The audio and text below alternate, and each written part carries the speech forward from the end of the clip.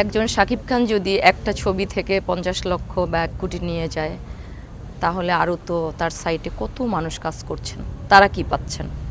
একটাবার কি আমাদের সুপারস্টার শাকিব খান জিজ্ঞেস করেছেন যে তোমাদের কত করে শিপ দেওয়া হয় বা তোমরা কয় টাকা শিপ পাচ্ছ? আদৌ কি ৪০০ টাকায় একটা মানুষের জীবন চলে? আমি সকাল ৮টা থেকে রাত ১১টা পর্যন্ত কাজ করে যদি আমি ২,০০০ টাকা না নিয়ে বাসায় যেতে পারি, আমি যতটুকু এতদিনে দেখলাম বা দেখছি যে পার্শ্ব চরিত্র যারা অভিনয় করছেন তারা সাধারণ মানুষদের কাছে সেই মূল্যায়নটা পায় না, সেই সম্মানটুকু পায় না। মানে তারা ছোট শিল্পী বা ছোট ছোট পার্ট নিয়ে অভিনয় করে বলে মানে এখানে একটা মানুষদেরই ভূমিকা থাকে যারা প্রধান চরিত্রে অভিনয় করে, নায়ক নায়িকা এই দুজনকে নিয়েই কিন্তু বিশেষ করে আমার যারা সাংবাদিক ভাইয়েরা আছে তারাও তাদেরকে নিয়ে বিজি থাকে।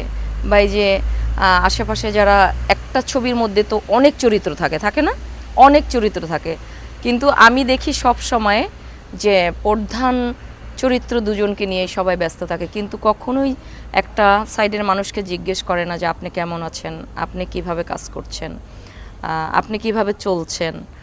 আর প্রপারলি তারা কিন্তু তারা সারাদিন কাজ করেন, অথচ সারাদিন কাজ করার পর তারা আজ থেকে ২৬-৩০ বছর আগেও যারা ৫০০ টাকা ৪০০ টাকা পেয়েছেন, এখনও কিন্তু তারা সেই একই জায়গায় পড়ে আছে। এটা হলো আমার কথা, যে এখনও তারা ৪০০ টাকা ৫০০ টাকা পায়। অনেকে বলে আপা সারাদিন কাজ করলাম, ২ শিফট কাজ করলাম, কাজ করে ৭০০ টাকা পেয়েছি, ৮০০ টাকা পেয়েছি। তো আমার কথা হলো যে আমাদের এখন বর্তমানে সুপারস্টার একজনই আছেন, শাকিব খান ভাইয়া। শাকিব ভাইয়ের সাথে আমি শুরুতে কাজ করেছি, হীরাচুন্নি পান্না, তারপর হিটম্যান, আর একটা মুভি, আরও দুটো মুভির নাম আমার মনে নেই। তো যাই হোক, একজন শাকিব খান যদি একটা ছবি থেকে ৫০ লক্ষ বা ১ কোটি নিয়ে যায়, তাহলে আরও তো তার সাইটে কত মানুষ কাজ করছেন, তারা কি পাচ্ছেন? একটাবার কি আমাদের সুপারস্টার শাকিব খান জিজ্ঞেস করেছেন যে তোমাদের কত করে শিপ দেওয়া হয় বা তোমরা কয় টাকা শিপ পাচ্ছ? আদৌ কি ৪০০ টাকায় একটা মানুষের জীবন চলে? আমি সকাল ৮টা থেকে রাত ১১টা পর্যন্ত কাজ করে যদি আমি ২,০০০ টাকা না নিয়ে বাসায় যেতে পারি, আমি আমার কথা বলছি না, আমি আমার কোয়ার্টিস, আমার যারা কলিগ আছেন, যারা কাজ করছেন ছোট ছোট চরিত্র নিয়ে পার্শ্ব চরিত্র অভিনয় করছেন, এরা অনেকেই বলে আপু আমাদেরকে নিয়ে যায়। আগে যেমন ম্যানেজাররা কল দিত, এখন ম্যানেজাররা কল দেয় না। এখন কোথা থেকে ২-১ জন মানে মানে ওদের ভাষায় যেটা বলা হয় যে দালাল আসে, তারা আমাদেরকে নিয়ে যায়।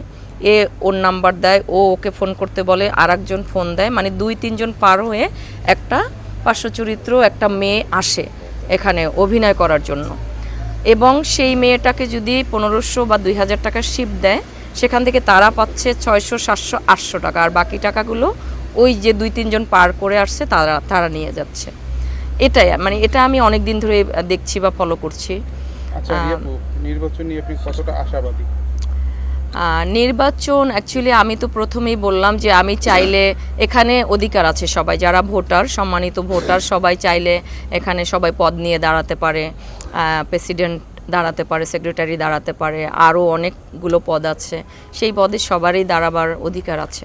বাট আমি মনে করি যে এই জায়গাটায় বড় পদ নিয়ে দাঁড়ালে অবশ্যই সেই সংগঠনের নীতিমালা সব কিছু জানতে হবে, বুঝতে হবে আসলে এই সংগঠনটা কী, এখানে আমি গেলে কি কাজ করতে পারবো, এখানে আদৌ থেকে কি আমি কাজ করতে পারছি, যারা দীর্ঘ বিগত ছিলেন বা আছেন তারা কি আদৌ এই যে আমাদের প্রিয় ভোটার যারা আছেন সবাইকেই কিন্তু মানে দুটি প্যানেল হয়, দুটি প্যানেলেই কিন্তু অনেক আশা দেয়, তোমাদের জন্য এটা করব ওটা করব, করার পরে কি যখন ইলেকশনটা শেষ হয়ে যায় তারপরে কিন্তু এই ভোটারদের মনে অনেক বড় একটা কষ্ট আসে যে আমাদের তো কত স্বপ্ন দেখালো, কত আশা দেখালো, আসলে আমরা তো কিছুই পাইনি।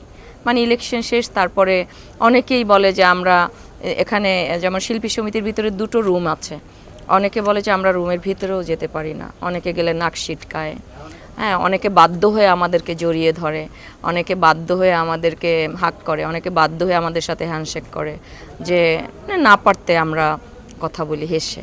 তো এই কথাগুলো যখন আমাদের সাধারণ মানুষদের কানে আসে বা আমরা শুনি যে আমাদের জাস্ট আমাদের মন রক্ষা করার জন্য আমাদেরকে বুকে জড়িয়ে ধরে এবং আমাদেরকে মন রক্ষা করার জন্য আমাকে হাক করে, হেসে কথা বলে, জাস্ট আমার মনটাকে খুশি রাখার জন্য, বাট তারা ভিতর থেকে অন্তর থেকে কেউ কারোর সাথে মিশছে না।